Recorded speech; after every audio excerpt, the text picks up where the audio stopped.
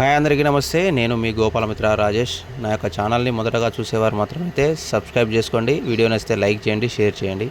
ఈ యొక్క వీడియోలో మనం పొదుగువాపు గురించి తెలుసుకుందాం.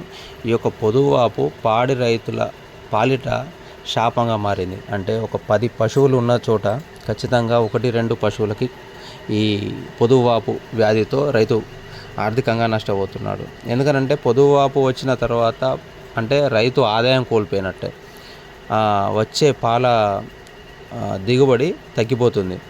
అయితే ఈ పొదుగువాపులో రకరకాలుగా ఉంటాయి. కొన్ని ఏంటంటే రొమ్ములో నీరు రావడం, రక్తం రావడం, కొన్ని రొమ్ము వాయడం, లేదా మొత్తం పూర్తిగా పొదుగు వాయడం. ఇదంతా ఏంటంటే పొదుగువాపు రావడానికి గల కారణం ఏంటంటే బ్యాక్టీరియా. సో ఎప్పుడైనా కూడా పశువులు ఉండే చోటు మాత్రమైతే మనం ఉంచే పశువుల షెడ్ని ఎప్పుడైనా నీట్గా ఉండేటట్టు చూసుకోవాలి. ఎందుకంటే బ్యాక్టీరియా కారకాలు ద్వారానే అది వస్తుంది కాబట్టి నీట్గా ఉండే చోటట్టు చూసుకోవాలి. పాలు పితికే సమయంలో అది పాలు పితికే వ్యక్తి చేతులను శుభ్రంగా కడుక్కోవాలి. మళ్ళీ పొదుగును కూడా కడగాల్సి వస్తూ ఉంటుంది. ఎన్ని జాగ్రత్తలు తీసుకున్నా కూడా బ్యాక్టీరియా అనేది ఒకసారి పొదుగులో చేరిన తర్వాత ఏమైతుందంటే పొదుగువాపు వచ్చే ఛాన్స్ ఉంటుంది. ఈ పొదుగువాపులో ఇప్పుడు చెప్పినట్టుగా రక్తం రావడం, నీరు గారడం, అంటే కొద్దిగా రొమ్ము వాయడం, కొంచెం అంటే రకరకాలైనటువంటి వ్యాధి తీవ్రతతోటి ఉంటుంది.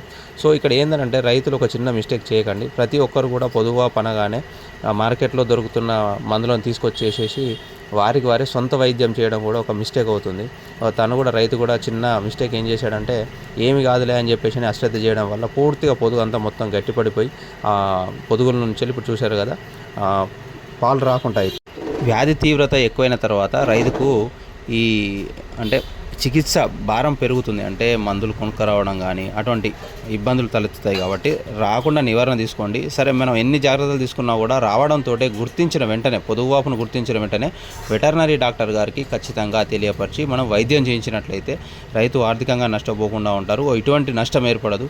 ఇప్పుడు ఒకసారి కనుక ఇది వేయిందంటే మాత్రం అయితే వచ్చే ఛాన్స్ కూడా ఉండదు.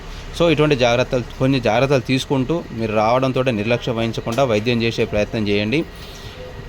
ఇంకొకటి ఏంటంటే రైతులు ఒక పొదుగువాపు అనే కాకుండా ఎటువంటిదైనా కూడా చిన్నగా ఉన్నప్పుడు మాత్రమే తుంచివేయాలి. కాబట్టి ఏమొచ్చినా కూడా వెటర్నరీ డాక్టర్ గారి సలహాలు సూచనలు తీసుకోండి.